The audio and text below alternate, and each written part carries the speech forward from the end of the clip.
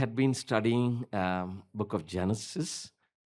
Many lessons we studied. I don't know about you, but I'm so encouraged uh, because gospel is so powerful there.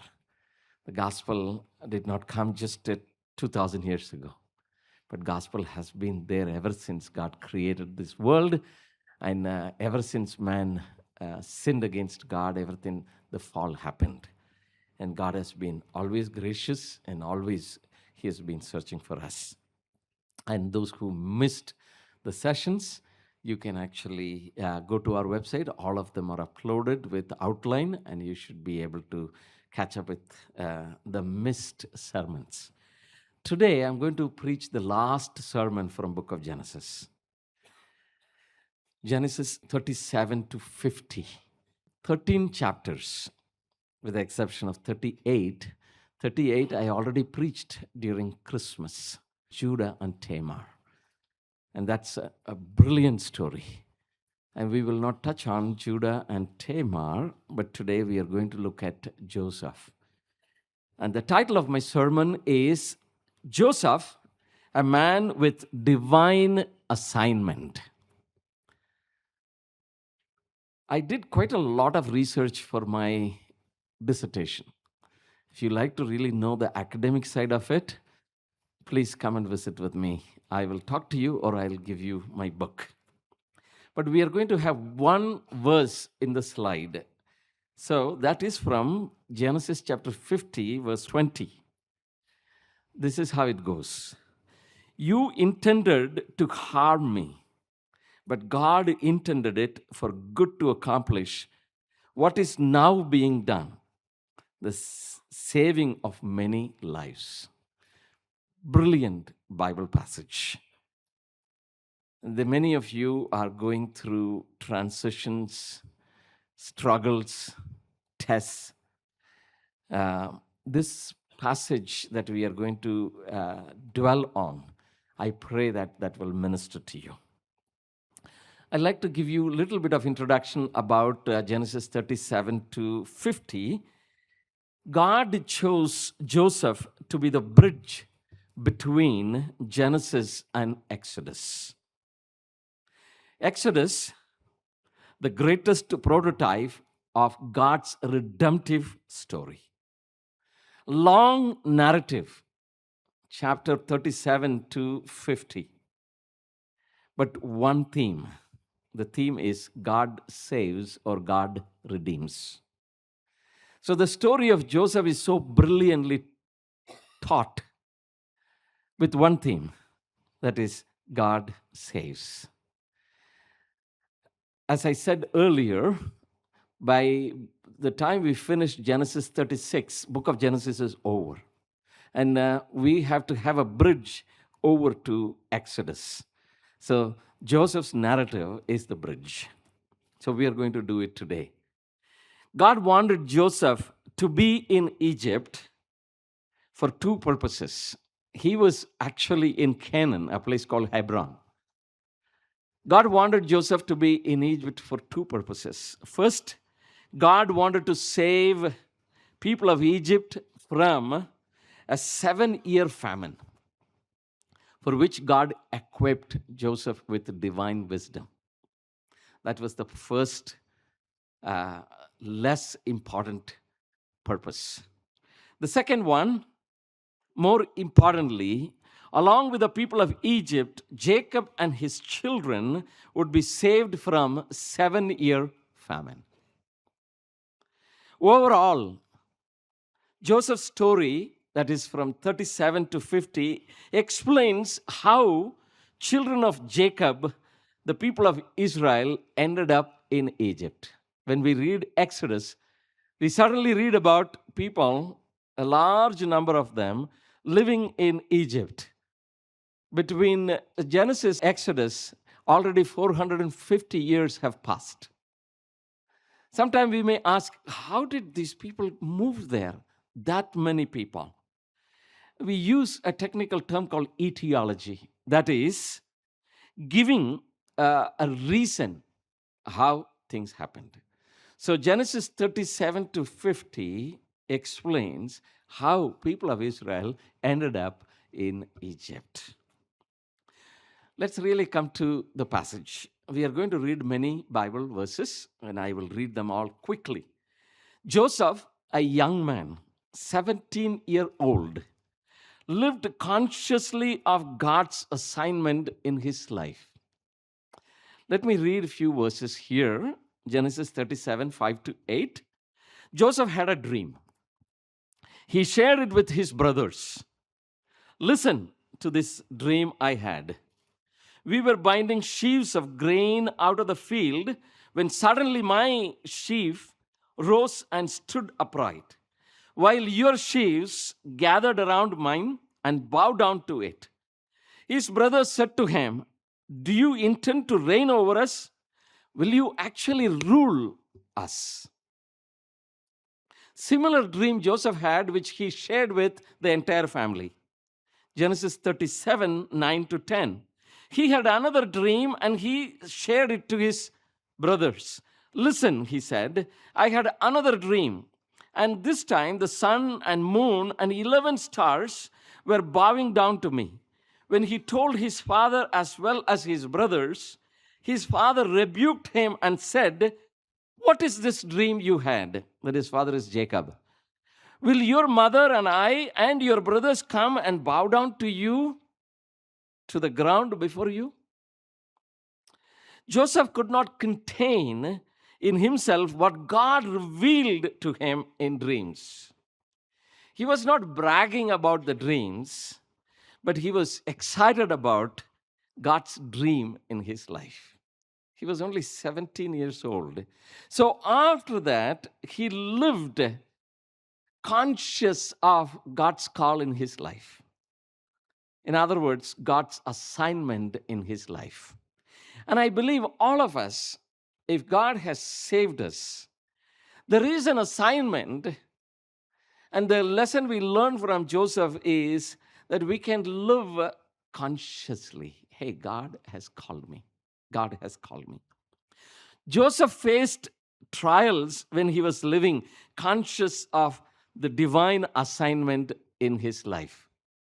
Just because he had a divine assignment, just because he had dreams, didn't mean that he was insulated from any trials. Genesis 37 verse 4 and 8, read this. They, that is brothers, hated him and could not speak a kind word to him. The Hebrew expression is they isolated him among the brothers. Genesis 37:11 we read, his brothers were jealous of him. Sibling jealousy. Genesis 37:18, they saw him in the distance. Before he reached them, they plotted to kill him. Genesis 37:20-24, they sold him for 20 shekels of silver to the Ishmaelites who took him to Egypt. Look at this. He was living in Hebron, and now he is on the way to Egypt. Living with divine assignment did not give Joseph protection from sibling hatred, jealousy, and plots to be killed. Just because you are a believer doesn't mean you are insulated. You're not susceptible to jealousy, sibling jealousy, or jealousy from the workplace, jealousy from our neighbors, hatred. They wanted to kill him. And we also see that they threw him in a cistern. Cistern did not have water. And then he was taken out and he was sold to Midianites. These trials appear to have been permitted by God, who was moving Joseph from Canaan to Egypt. Egypt is Joseph's God-assigned destination. We ask a question, God, how do you move me from this place to the place where I need to be? Sometimes things happen well, but in Joseph's life, it happened through trials, jealousy, through plots to be killed, plots for his life. And he was growing up happily under the shadows of his father, a kind of blue eyed boy. But now he was parceled to Egypt. And God appears to have permitted the trials. Things became worse when the young, handsome, well built Joseph was in Potiphar's house. Temptation for adultery. The first trials were external. Actually, you can bear it, but internal. He was young, well built, handsome, good looking man. Genesis 39, verse 7, we read like this. His master's wife took notice of Joseph and said, "Come to bed with me." But he refused. This was probably the worst trial. He had so much of chemical, testosterone, attraction towards the opposite sex. And she said directly, "Come to bed with me." Genesis 39, verse 10, she spoke to Joseph day after day, but he refused to go to bed with her or even be with her. Both the verses you see, but he refused. Genesis 39, verse 11 to 12. One day he went into the house to attend to his duties, and none of the household servants were inside. She caught him by his cloak and said, "Come to bed with me." But he left his cloak in her hand and ran out of the house. Then earlier we saw jealousy, hatred, plots to be killed, now false accusation and imprisonment.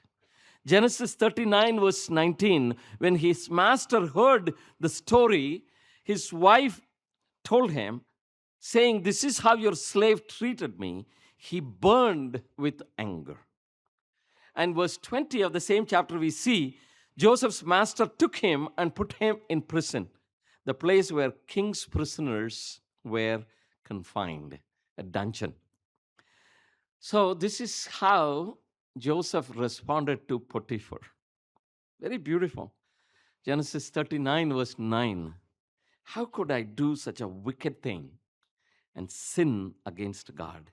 How could I be unfaithful to my master who is unfavorable or who is favorable to me? That's a paraphrase. Joseph demonstrated God-centered behavior, and he did not jeopardize God-assigned destination for momentary pleasures. In fact, when Jesus set his goal on the cross, Satan tried to distract him by offering him shortcut methods so that he could prevent Jesus from going to the cross. But he said, actually, he rebuked Satan with Bible verses. Here, Joseph, behaving so beautifully. He was not actually looking at a law to say, "Oh, this is right, that is not right, so I am permitted to do." But he behaves more like a gospel-centered person.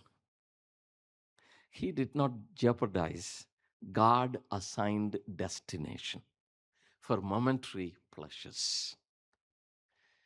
God calls. A lot of people start well, but we know most of them fall aside. Somehow they are distracted by the things of this world. Pleasure. These days, what I see is money doesn't really attract people. Positions don't attract people, but flesh attracts people. And that is where the enemy hit Joseph. But he says, my owner, master is so favorable to me. How can I do such heinous thing? And also he's saying, my goal is to please the Father. I cannot actually do it. And he runs away from there. So, you look at Joseph, 13 years passed from 17 to 30 before he entered into the palace. Many things happened to him. None of them were good. Jealousy, no love at the family, isolated, then, plots to be killed, being thrown into cistern, and then sold to foreigners, packed from his village to Egypt, to a completely unknown place. What sustained Joseph during this ordeal, this trial? What sustained him? Genesis 39, verse 2, we read like this: the Lord was with Joseph so that he prospered. That makes a huge difference. The Lord was with him in all his ordeal. In the midst of jealousy, in the midst of plots to be killed, in the midst of isolation, even in the dungeon, in the cistern. I don't know if you have seen a cistern, and I have seen.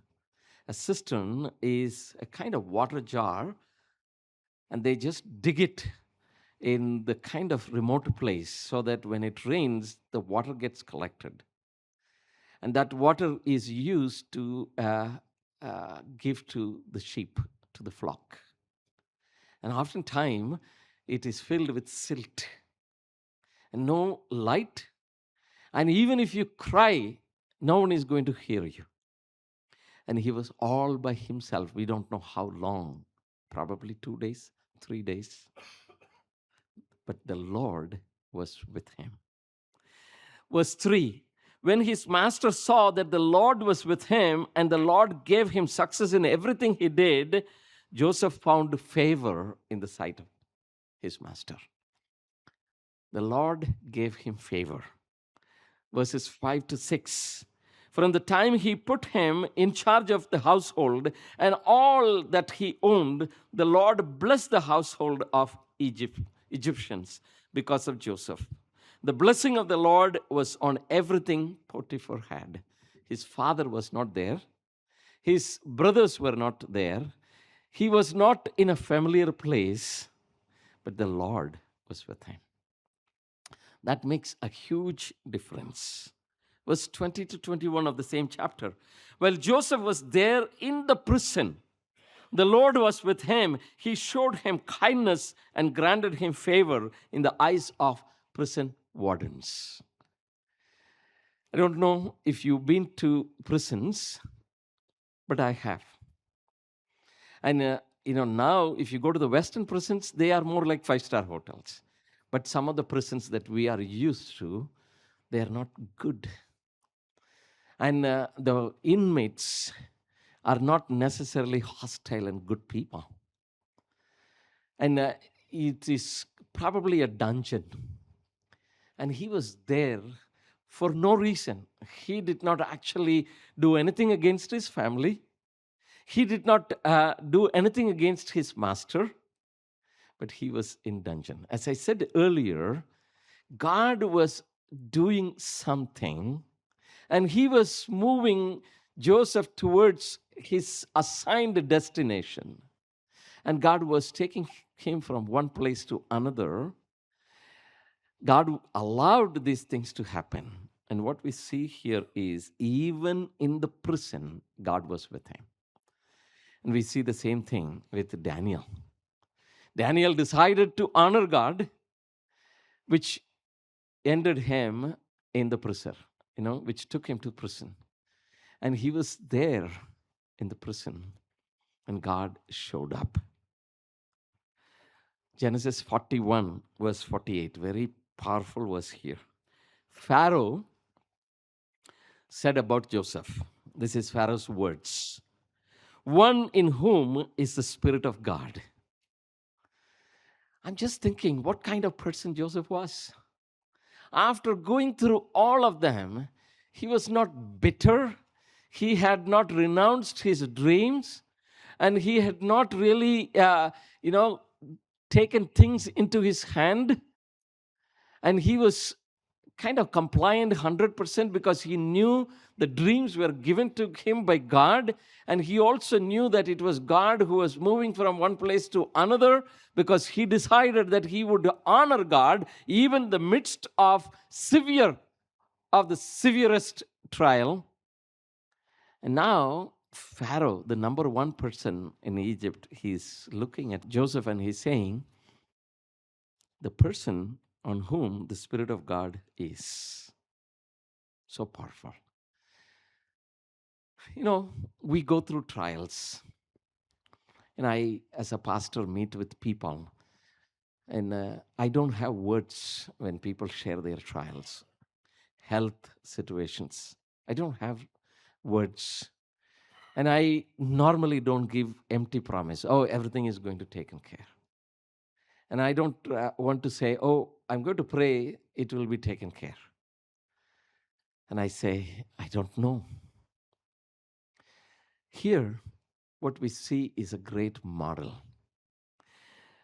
God did not remove trials and temptations away from Joseph, but he blessed him with his presence. God says in Isaiah chapter 43, even though you walk through waters, I will be with you. Even though you go through fire, they will not overwhelm you, because I hold you with my righteous right hand. God could have actually saved these people from water, and God could have saved these people from fire, but he wants to really walk with them. That is the beauty of our Father. It is not that he takes us, sometimes does that, but most of the time he builds our muscle before he takes us to the place assigned to us. Just like Moses. It took 40 years for him to take his assigned position. And he was in different places, went through various life situations. Someone, a wise person, said, I'm just kidding here, God's assignment comes with God's enablement. If God has called you, and he is going to enable you. In other words, you don't really give up. You don't throw your hands up and say, I cannot bear it because it's too much. Do you have sibling jealousy, sibling rivalry, and sibling desertions, plots to kill, or doing things behind you? All of them you go through. One, you can respond in a worldly way. Or what we see in Joseph's story is he did not respond. He requested at some place, we see in chapter 45, he requested, hey, don't really sell me because I'll be away from my dad and my brother.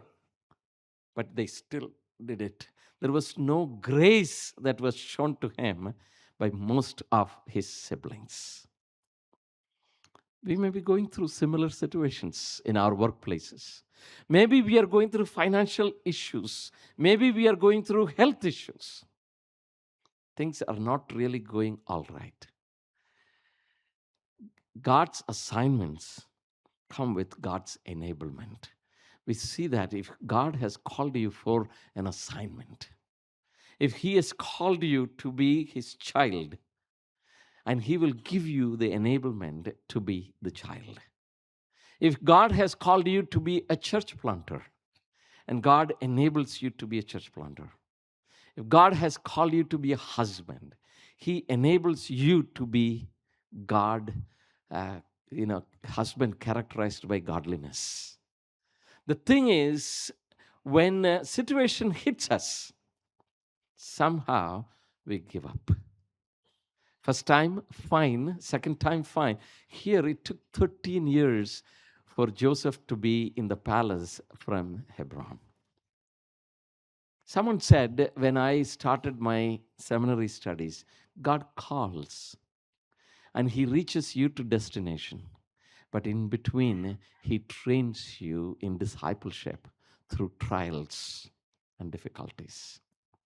When Joseph was 17 years old, he told his brothers and his parents about the dream God had given to him. But in chapter 42, verse 5, we see they, that is Joseph's brothers, bow down to him with their faces to the ground. God's words are always yes and amen. If He promises something and if He assigns and He fulfills, a lot of people fall aside because they cannot bear the temptation or they succumb to the temptations. But what we see in 42 verse 5 is Joseph's brothers bow down to him with faces to the ground. Genesis 43 verse 26 we read, when Joseph came home, that is to his own house in Egypt, they presented to him the gifts they had brought into the house and they bowed down before him to the ground the second time. And chapter 45 verse 4 to 5, Joseph says, I am your brother, Joseph, the one you sold into Egypt. And now do not be distressed and do not be angry with yourself for selling me here, because it was to save lives that God sent me ahead of you. Every trial has a purpose. Every situation we go through has a purpose. You leave your clothes and run away from your temptation. There is a purpose. And I look back and I went through severest of severest problem in 89 to 90. And I look back and I say, that is my Exodus moment. God built muscle for me. I went through severe time in 94, 95. And I went through difficult times in 2011. I look back. God, they were not necessarily trials, but they were faith-building moments. Look at Joseph. He brings out his best, and he could not hold the emotion too long, and he tells his brothers, hey, I am the one you guys sold me mercilessly to the Midianites, the Ishmaelites. But God brought me to this place to save people, including you. So, in other words, he's seeing God's hand behind the behavior of the brothers. So, I believe in a doctrine called doctrine of sovereignty.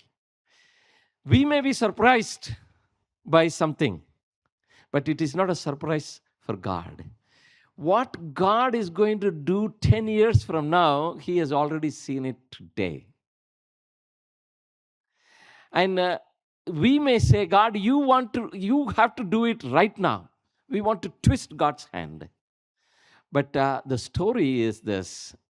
God, if He has given us an assignment, He will fulfill it no matter what. So let's really look at Joseph's situations, or Joseph's view of the situation. How did he view the whole 17 years? That is the hatred, jealousy, imprisonment, and death plots. Now, naked eyes, you can say, man, my brothers, man, that woman.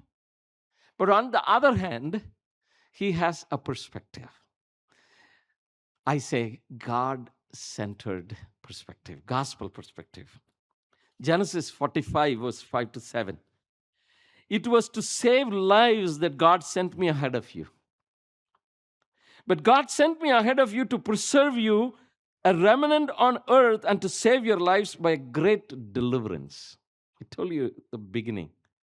I said God took Joseph to Egypt because God wanted to save Jacob and his children in Egypt during the famine.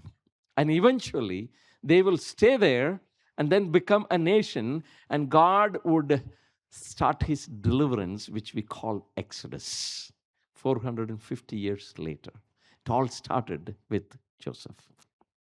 Can you believe this? This is called a Christian behavior.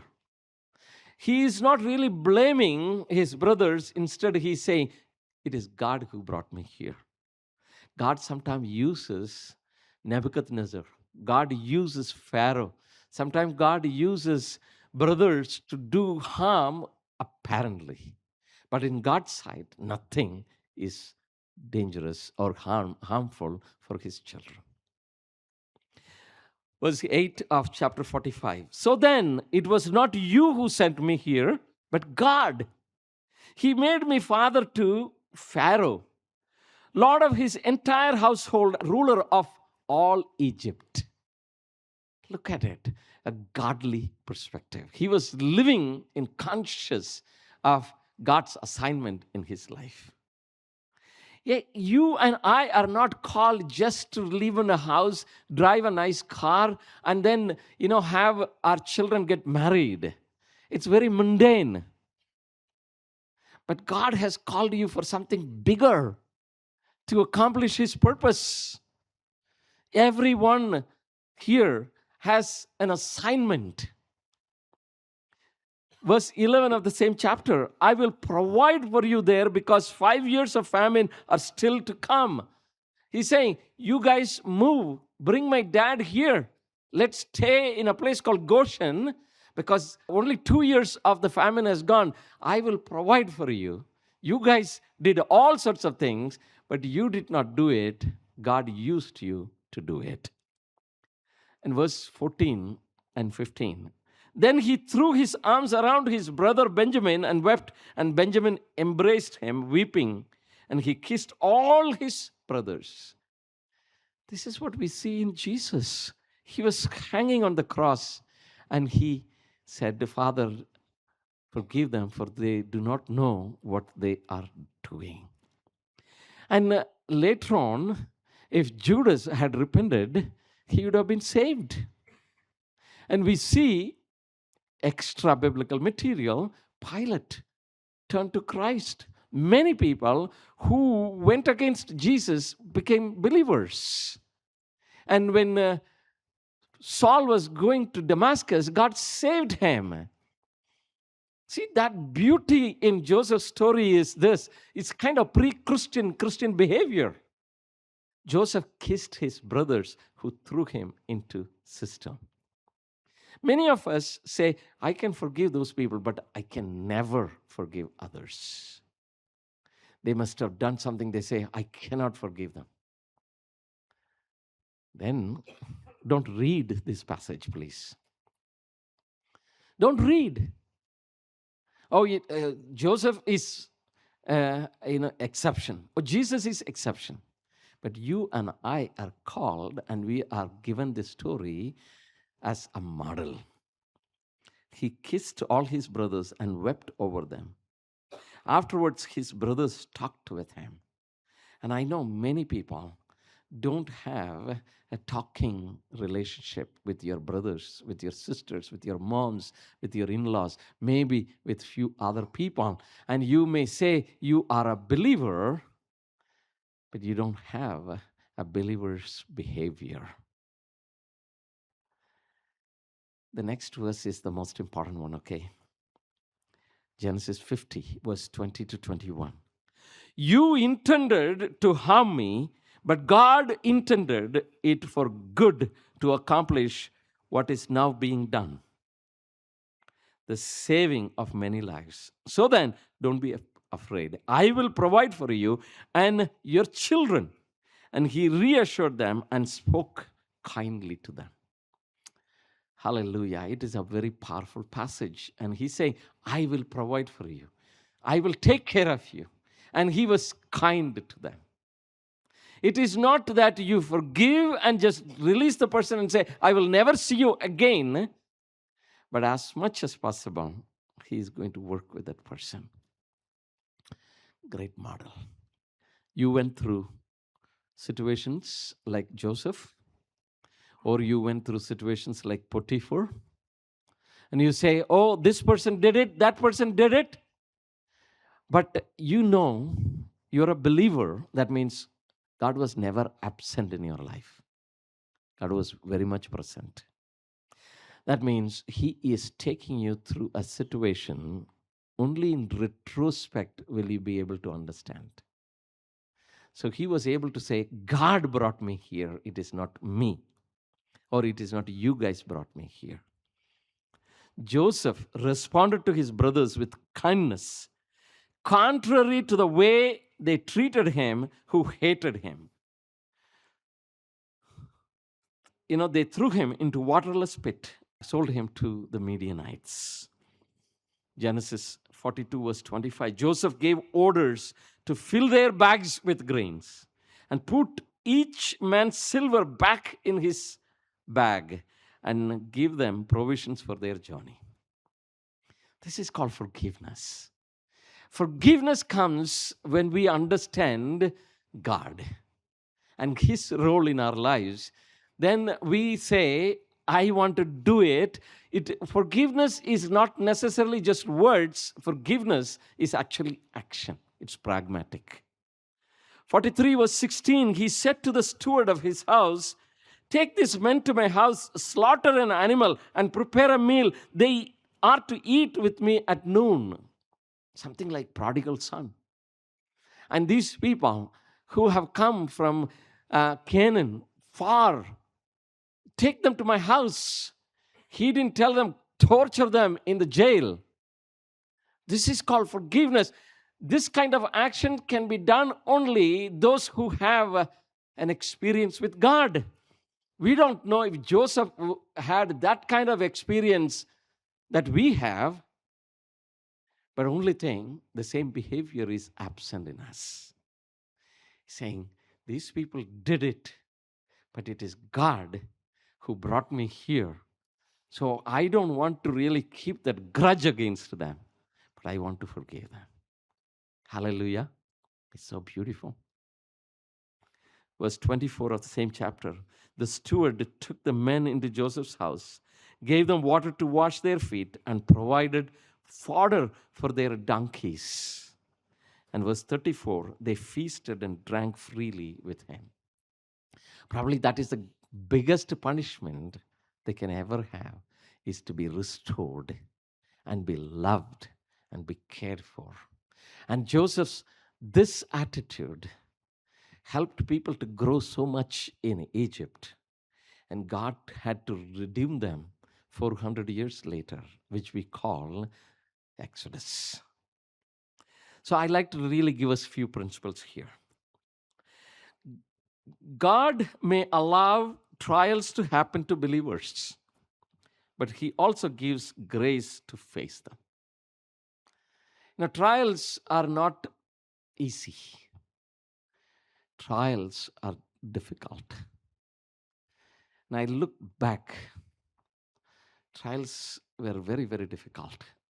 Some of them were extremely difficult.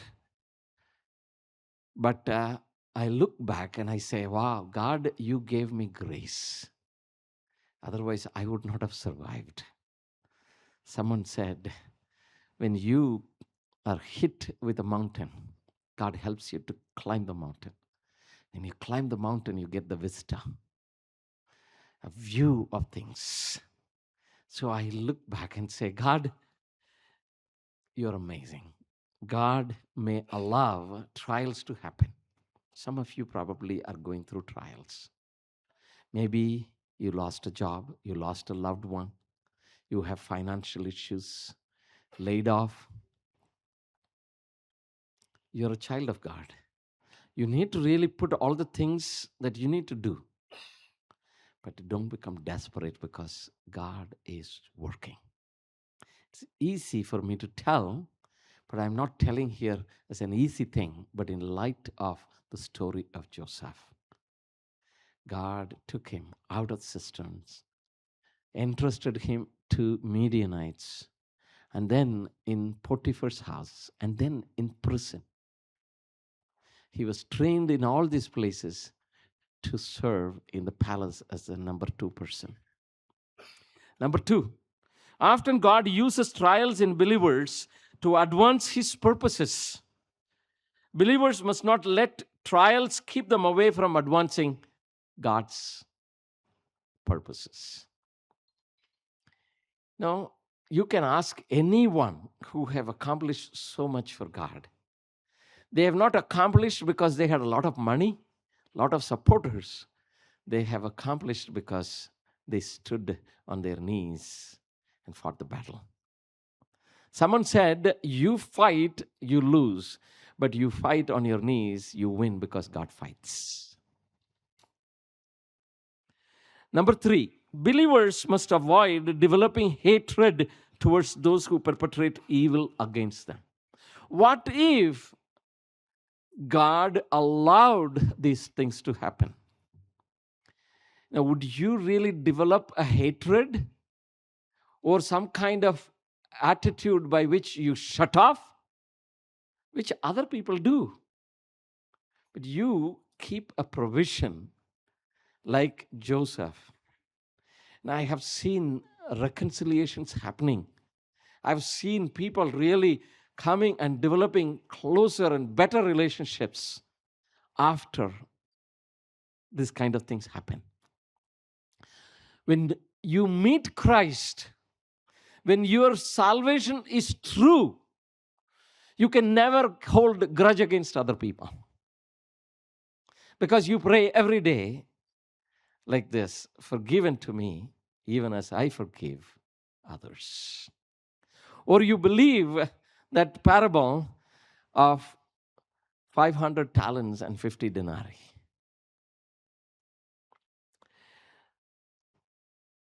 See, believers must avoid developing hatred towards those who perpetrate evil against them because they can become missional moments where they demonstrate the fruit of spiritual maturity.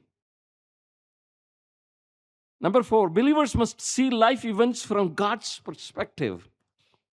Only in retrospect do we understand the reason for certain situations. Why I went through situation in 1989 and 1990. At that time, I did not understand why I went through a situation in 2011. I would have even shot a person had I had a weapon. Many of us, in our mind, we commit a lot of murders.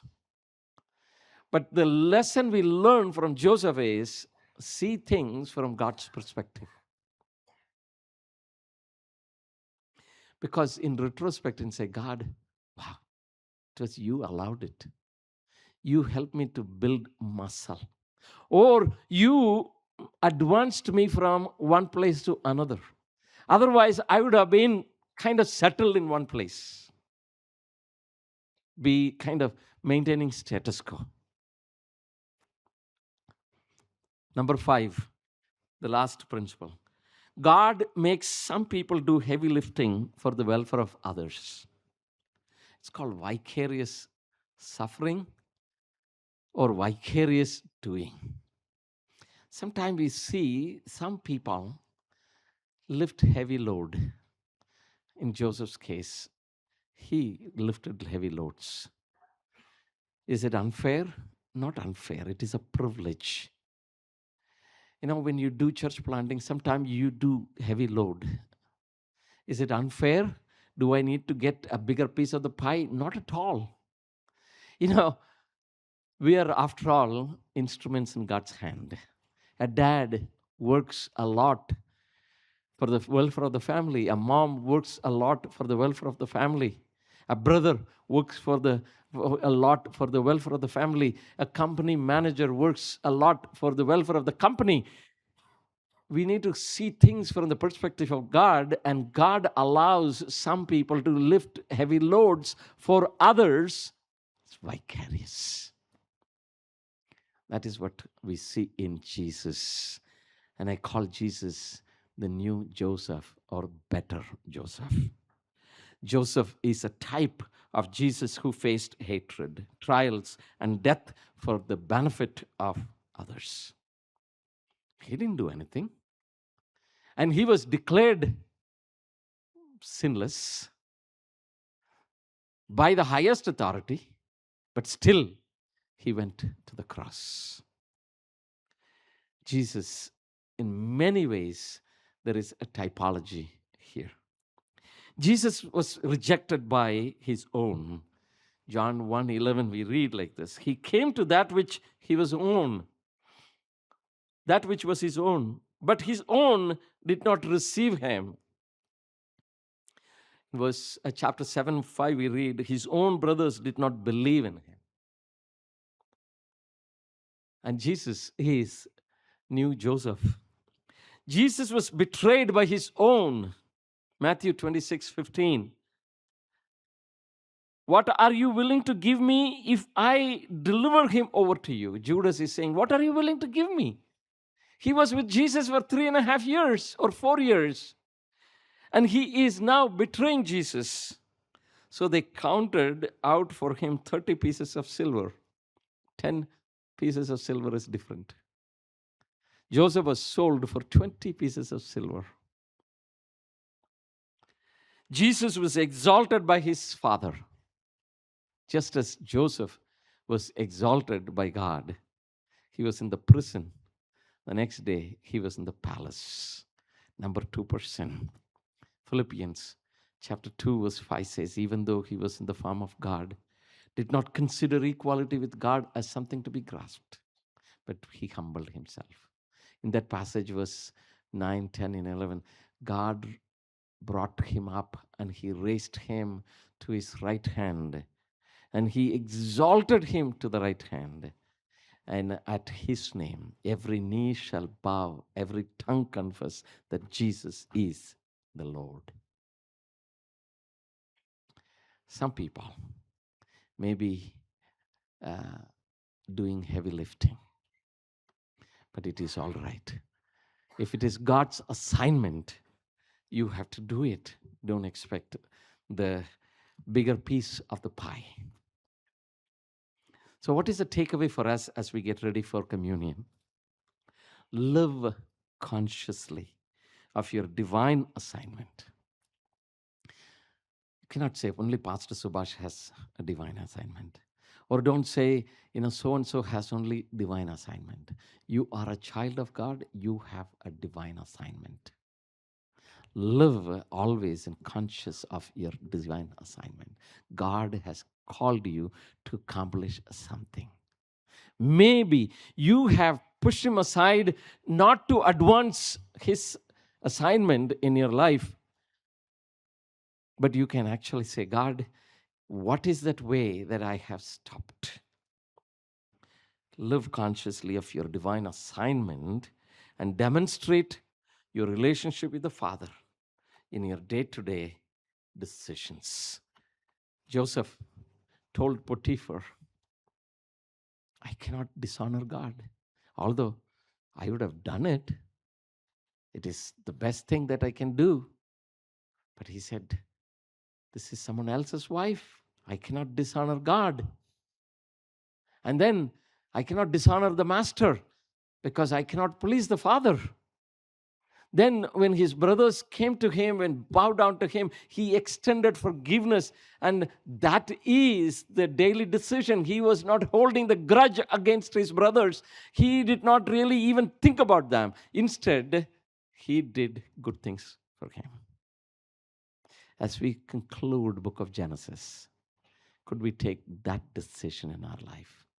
That we will live conscious of God's call, assignment in our lives, that God will help us to advance his assignment to where it needs to be.